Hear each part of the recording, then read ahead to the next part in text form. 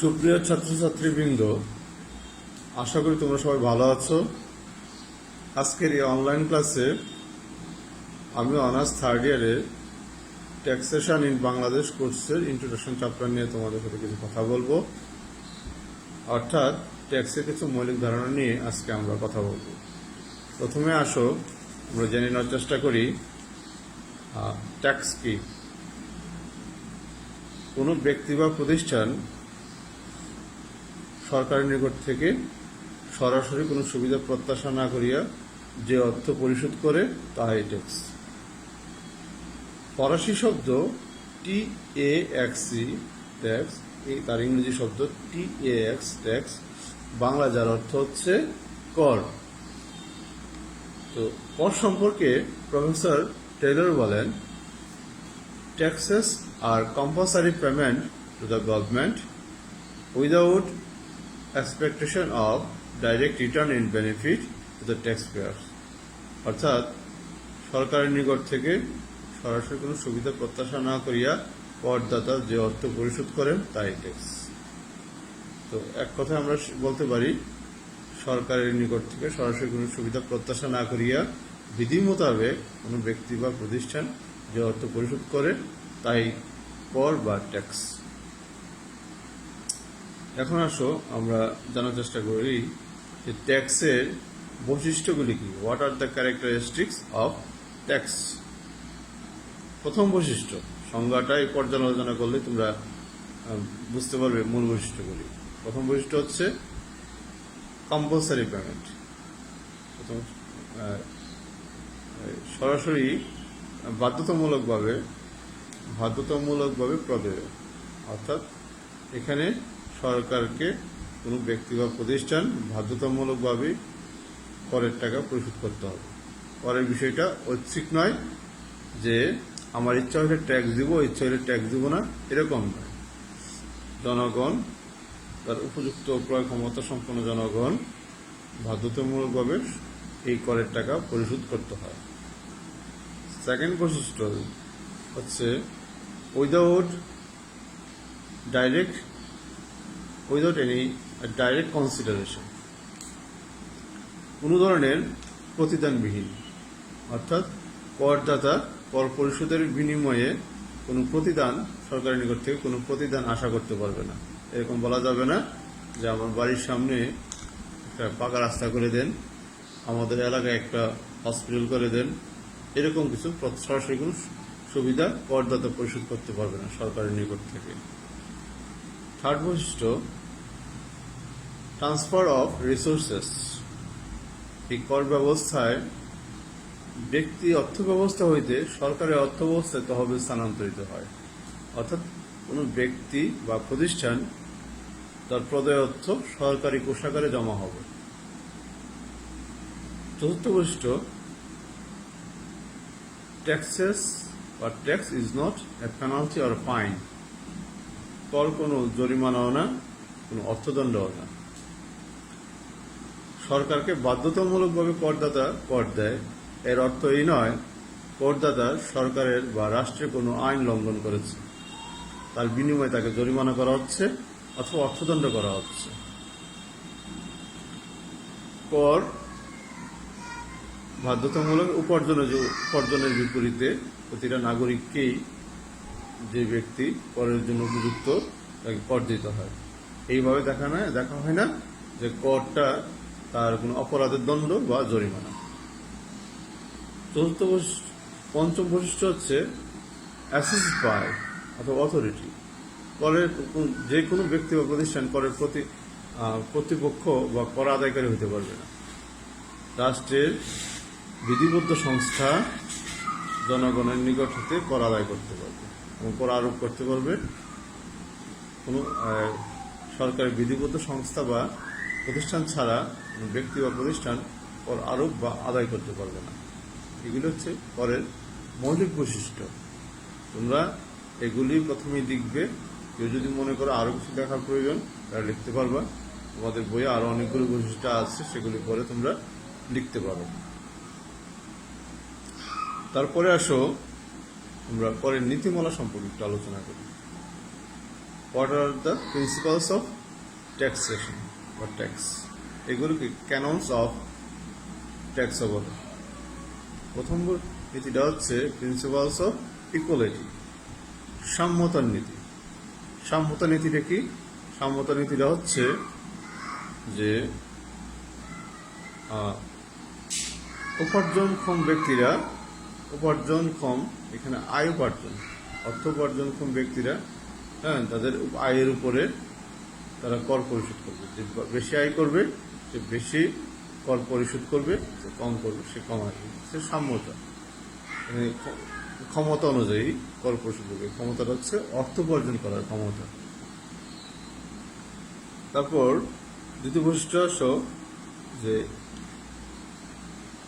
Principles of certainty, নিশ্চয়তার নীতি। নিশ্চয়তার নীতিটা কি? করদাতাকে নিশ্চিত হইতে হবে তার কি পরিমাণ আয়ের জন্য কি পরিমাণ কর দিতে হবে, অর্থাৎ করের হার কত, কখন করটা আদায় হবে, কে আদায় করবে, কোথায় আদায় হবে, এগুলি করদাতা নিশ্চিত থাকতে হবে। অর্থাৎ কর আদায়কারী কর্তৃপক্ষ করদাতাকে এই বিষয়গুলি আগে থেকে নিশ্চিত করবে। এটা হচ্ছে প্রিন্সিপালস অফ সার্টেনিটি। তারপর আসো principles of convenience. Principles of convenience হচ্ছে তোমার সুবিধার নীতি। কর আদায়কারী কর্তৃপক্ষ করদাতাকে অবহিত করবেন অথবা নিশ্চিত করবেন বা সুবিধার কথাটা বিবেচনা করবেন কখন কর আদায় করলে তার জন্য সুবিধা হবে, করদাতার জন্য সুবিধা হবে। অর্থাৎ যদি কোনো ব্যবসায়ী হয় তাহলে বছর শেষে সে লাভ লোকসান আর্থিক অবস্থা নিরূপণ করেন, তখন তার জন্য কি পরিমাণ কর হবে নির্ধারণ করা বা কর পরিশোধ করা সুবিধাজনক। অর্থাৎ যখন সে লাভ ক্ষতি হিসাব প্রস্তুত করেন তখন তার লাভের পরিমাণ নির্ধারিত হয়, তার উপরেই করটা নির্ধারণ করা হয়। একজন ব্যবসায়ীর জন্য বছর শেষে কর পরিশোধ করাটা হচ্ছে তার জন্য সুবিধাজনক সময়। আবার আমাদের মতো যারা চাকরিজীবী তাদের জন্য মাসের শেষে যে বেতন পায়, বেতনের থেকে কিছু অংশ কর কেটে নিলে একজন চাকরিজীবীর জন্য অসুবিধা হওয়ার কথা নয়। এইটা হচ্ছে চাকরিজীবীর জন্য সুবিধা। আবার কৃষকের জন্য ফসল যখন সে গড়ে তোলে তখন তার জন্য তার হাতে টাকা আসে, অর্থ আসে, তার জন্য ওই সময়টাই কর পরিশোধের জন্য উপযুক্ত সময়। এটা হচ্ছে principles of convenience. Principles of convenience. তারপরে আসো principles of economy. Principles of ইকোনমিটা হচ্ছে কর আদায় ব্যবস্থাটা এরকম হইতে হবে যেন কর আদায়ের যে ব্যয়, করের ব্যয় কর আদায়কৃত করের চেয়ে যেন বেশি না হয়, অর্থাৎ খাজনার চেয়ে যেন বাজনা বেশি না হয়। কারণ কর একটা রাজস্ব, গুরুত্বপূর্ণ রাজস্ব রাষ্ট্র, এটা আদায় করতে এরকম কোনো অতিরিক্ত ব্যয় করা যাবে না যাতে করের বা রাজস্ব আদায়ের যে মূল উদ্দেশ্যটা নষ্ট হয়। তো এইগুলি এই চারটা নীতি যে বললাম সেটা হচ্ছে অর্থনীতিবিদ অ্যাডাম স্মিথ কর্তৃক প্রদত্ত চারটা নীতি। নীতিটা হচ্ছে principles of equality, principles of certainty, principles of convenience, principles of economy. এছাড়াও আরও কিছু নীতি আছে আমরা বলতে পারি, সেগুলি তোমরা এগুলি প্রথমে চারটা লিখে তারপরে এগুলি একটু উল্লেখ করবে। প্রিন্সিপালস অফ প্রোডাক্টিভিটি, উৎপাদনশীলতা নীতি। কর্মব্যবস্থাটা এরকম হইতে হবে যে কর আদায়ের যে উত্তরোত্তর যেন বৃদ্ধি পায় এবং যারা কর পরিশোধ করবে তারাও যেন উৎসাহিত হয়। যেমন মনে করো কোনো একটা ব্যবসা শুরুতেই করের বোঝা চাপিয়ে দিলে হয় না, তখন তাকে দেওয়া হয়, অনেক সময় দেওয়া হয় এলাকা ভিত্তিক বিভিন্ন রেটে ট্যাক্স হলিডে। অর্থাৎ তাকে প্রথমত তাকে কিছুদিন কর পরিশোধ না করলেও চলে, আগে তাকে প্রতিষ্ঠিত হওয়ার সুযোগ দিতে হবে, তারপর তার কাছ থেকে কর আদায় করা যেতে পারে। আবার করের হারগুলি বা কর ব্যবস্থা এমনভাবে করতে হবে যেন উৎপাদনশীলতা বৃদ্ধি পায় হ্যাঁ, যেন করের ব্যবস্থা এরকম হয় যে যারা উৎপাদনকারী প্রতিষ্ঠান আছে তারা উৎপাদনে উৎসাহিত হয়। তারপরে আরো আছে প্রিন্সিপালস অফ ফ্লেক্সিবিলিটি, নমনীয়তার নীতি। এই নীতিতে হচ্ছে কর ব্যবস্থাটা এরকম হতে হবে, সবসময় করের হার একরকম, রাষ্ট্রের ব্যয় সবসময় একরকম থাকে না। বেশি যখন সে উন্নয়নমূলক কর্মকাণ্ড পরিচালনা করবে, বিভিন্ন খাতে এই করের হার নির্ধারণ করতে পারে এবং কর আদায় করতে পারে। কম হইলে কম, যখন তার ব্যয় বাজেট কম থাকবে তখন কম আদায় হবে। এই বিষয়টি হচ্ছে ফ্লেক্সিবিলিটি। অর্থাৎ এতে আবার করদাতাকে বিভিন্নভাবে রাষ্ট্র কর্মকাণ্ডে উৎসাহিত করা যেতে পারে। তারপরে diversity, principles of diversity. Principles of ডাইভার্সিটিটা হচ্ছে কর একটি খাত থেকে, একটি উৎস থেকে সংগ্রহ না করে একাধিক উৎস থেকে সংগ্রহ করলে করের পরিমাণ বৃদ্ধি করে, রাষ্ট্রের রাজস্ব, সরকার রাজস্ব বৃদ্ধি পাবে। অর্থাৎ কর শুধুমাত্র একক কর না রেখে বহুবিধ কর ব্যবস্থায় সরকারের রাজস্ব বৃদ্ধির একটা পথ।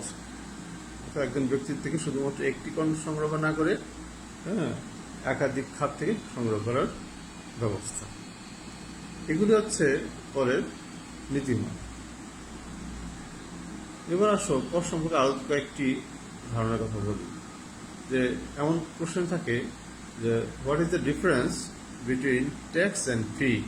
কর এবং ফির মধ্যে পার্থক্যটা, মূল পার্থক্যটা হচ্ছে কর হচ্ছে বাধ্যতামূলকভাবে প্রদেয় সরকারকে, আর ফিটা হচ্ছে বাধ্যতামূলকভাবে দেওয়া না, এর বিনিময়ে করদাতা সরকারের নিকট থেকে একটা সুবিধা প্রত্যাশা করে।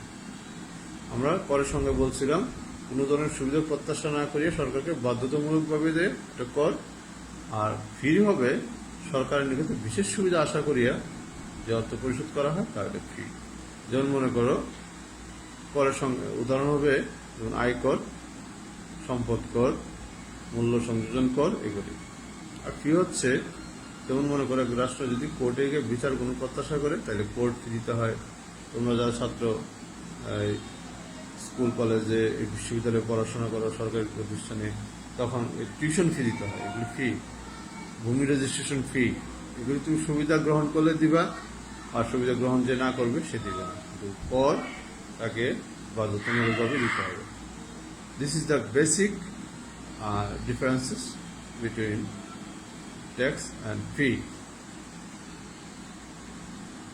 এবার আমরা ছোট্ট কথা বলি করের প্রকারভেদ নিয়ে। করের প্রকারভেদে আমরা বিভিন্ন ভিত্তির উপরে প্রকারভেদগুলো করা যায়।